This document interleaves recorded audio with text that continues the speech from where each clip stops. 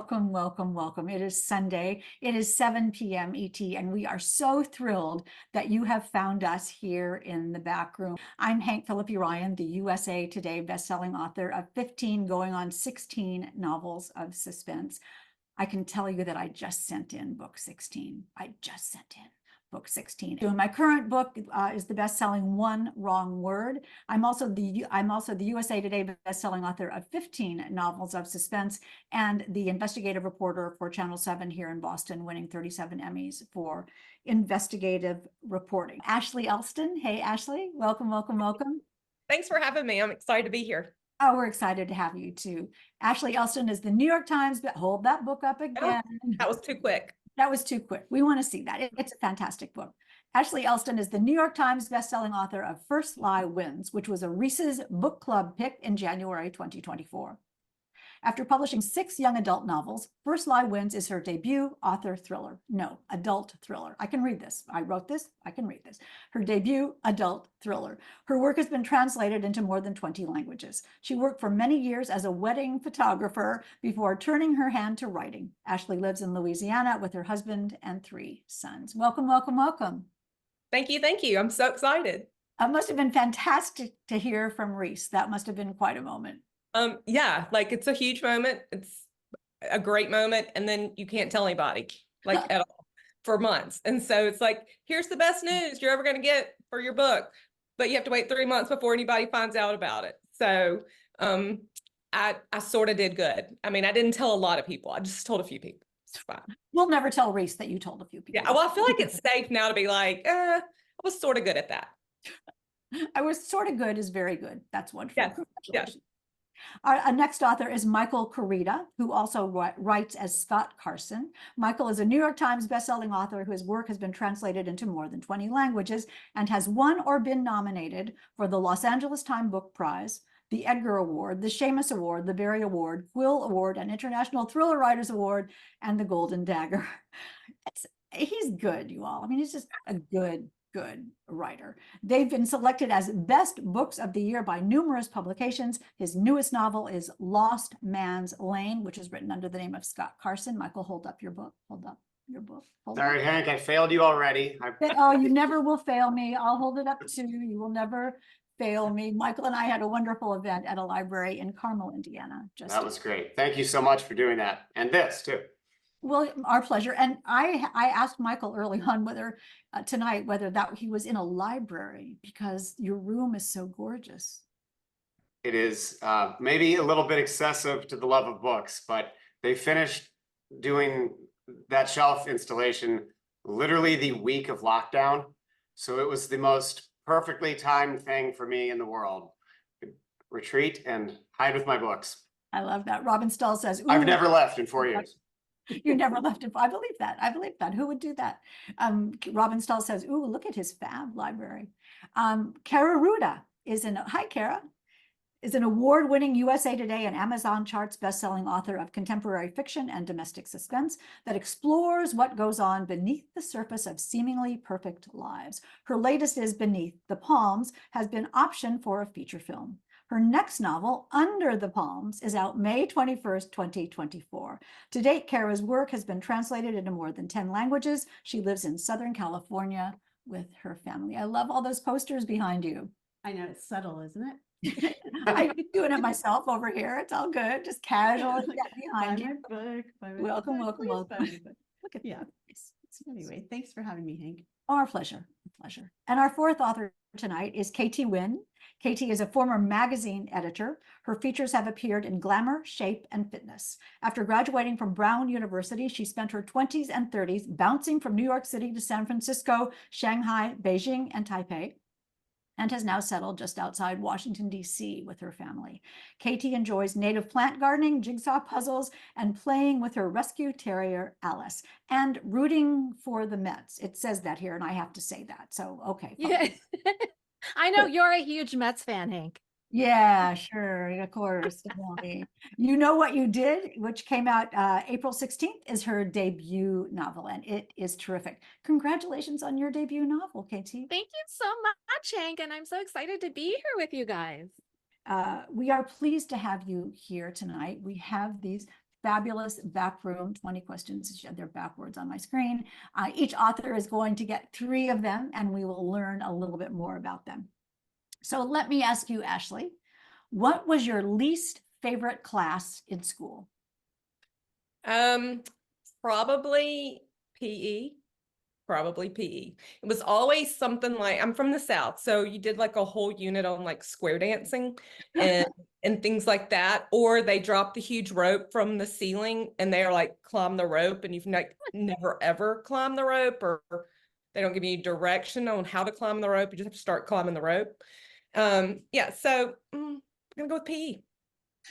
You know, I see KT nodding in agreement here. I've never heard anyone else mention the square dancing and the rope. The rope was Yeah. part of the presidential fitness challenge. Presidential fitness challenge. Well, yes.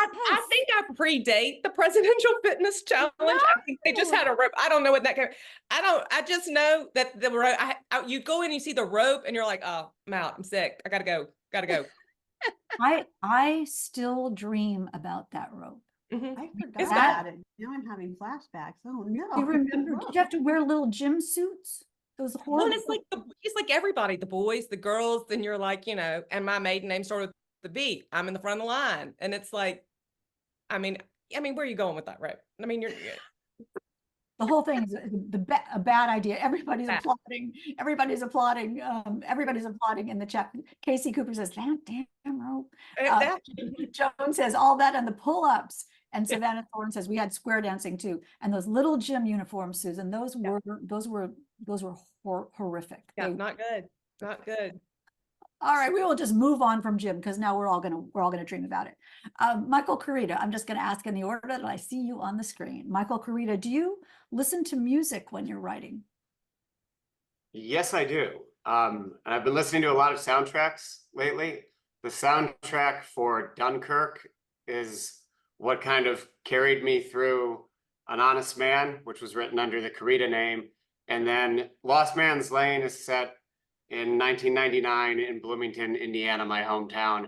So I lived on like a diet of 90s hip hop while I wrote that. And it was so wonderful. I've never really left that playlist. It just continues to carry me through my days. And you're not distracted by the words? No. Obviously I'm so familiar with 90s hip hop. It's just white noise to me in the background. And it gets you into the feeling. Exactly. Keeps the energy going. I can't do it. I have to have quiet. How many of you listen to music? I can't have the words. I mean, I like instrumental, but I can't have the words. Like I'd be singing along with it. Yeah. I mean, That's not bad. That's not bad. It gets you going up that rope a little faster. yeah, that's probably my problem. That's probably my Not problem. bring up that rope. This is rope free. It's totally The rope totally is here. free. Kara, are you a good cook? I'm still thinking about the rope. I'm trying not to think about the rope. I totally forgot about that rope until you brought that up. Okay. Am I a good cook? I can be. I'm one of those cooks who has to follow a recipe though. I'm not like a winging it kind of cook. So I'll find like a recipe that sounds really good and then I'll make it. And meanwhile, my husband's like, you don't have to follow the recipe, just throw things in. But I think that's kind of creative too, if you can do it that way. But I need to follow a recipe. So if I do, you have then to- I'm a good cook. You have to know how it works before you can make it up. Right. Right? You have to. Yeah, I have to have like the game, which is funny because I don't do that with books. I'm not a plotter. But when So we will ask you about that. I mean, it is kind of analogous, but we don't want to go into it now. But in the breakout rooms, you all ask her about that. KT, what was your first job? My first job was working in a library. I was a book reshelver and sometimes checking out. I love libraries. I think working in a library was my first job, my second job, and my third job. Everybody's applauding. I can see people applauding in the chat. That's so funny. And Christopher Zagorski is saying, I wonder how recipes play out with plotters versus pantsers. That is a blog that somebody ought to write. That would We're be all- interesting. Yeah. It's a good idea. It's a good idea. So we'll ask each author to recommend a book besides their own book this evening. And Ashley, we'll start with you. What book are you recommending? So I love this, Daughter of Mine by Megan Miranda. So Megan and I have been friends a long time and critique partners. And when she first sent me this to read, it's just probably one of my favorites of hers. Small town. It's just kind of creepy. It's just, I don't know. I loved it. Loved it. Loved everything about it. and an instant New York Times bestseller. So that Yeah. is a good thing. That is a good thing. Yeah, she's Michael, fab. she is fabulous. Michael, what book are you recommending? Yeah, I'll kind of recommend a writer because I don't have his new one to hold up. But Jason Rakulak, the book that I just read that's coming out, I think in October, is The Last One at the Wedding. And it's he's very deftly plotted mystery, very funny at times. He does relationships really well. And he's one of those guys who can drive me crazy because his plot twists are things that I'm like, oh, I know where you're going with this. And then I'm not seeing the accurate thing at all. The book that he has out right now, he has a couple, but I loved Hidden Pictures. So if you were looking for a book to buy tonight, Hidden Pictures will not disappoint. It's very original, spooky, and just, I think it would be tough on audio. Buy the actual book because the illustrations sort of matter.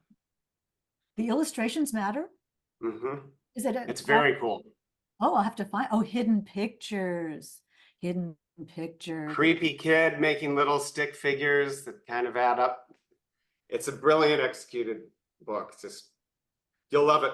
I see everybody's opening different tabs to go order the book right now. Carol, what book are you recommending? Yeah, this is so funny. So when you guys asked me what book, I had just finished Ashley's book and I loved it. I really did. And it's so fun to meet you tonight. And anyway, great job. I Thank love you. it's a cat and mouse. It's really scary. And I don't know. I love the writing, the voice, everything was perfect. So congratulations. Thank you so, I mean, like my cheeks started blushing. Thank you so much. No, I loved it. And Kara didn't know that you both would be here tonight when she sent in her No. intake form. So That's amazing. this is purely out of book love. So that's amazing. That's and very wise. KT, what book are you recommending? I'm recommending Night Watching by Tracy Sierra. She's a fellow 2024 debut author. And it's the first line of this book is there was someone in the house. A mother is home during a blizzard with her two young children and realizes that someone is coming up the stairs. And it's a really beautifully written story. It's scary, but it's also really tender and emotional and touching about motherhood and the experience of being a woman, basically. But it's really, really gripping. It's a scary thing. And I made the mistake of starting it in the middle. Like I was up late one night. No, you read the first sentence and you cannot stop reading that book. And she Yeah. does this really wonderful job of balancing. I mean, it is so terrifyingly, rivetingly scary, but not graphically violent in Bloodless, pretty much bloodless. Yeah. definitely. And that's the Jimmy Fallon book club book, which is incredibly amazing. So definitely, and it was based on a secret room in her own house. So, such Yes. great novels. You all have picked such great books. Wasn't that fun? We hope you enjoyed that taste of what a backroom session is like. But more fun comes immediately afterward. That's when the audience is broken up into 4 breakout rooms, and each author in turn visits each room. We'd love to show you what a breakout session is like, because those relaxed face-to-face conversations between best-selling authors and readers are the hallmark of backroom events. But breakout sessions are never recorded because what's said in the back room stays in the back room.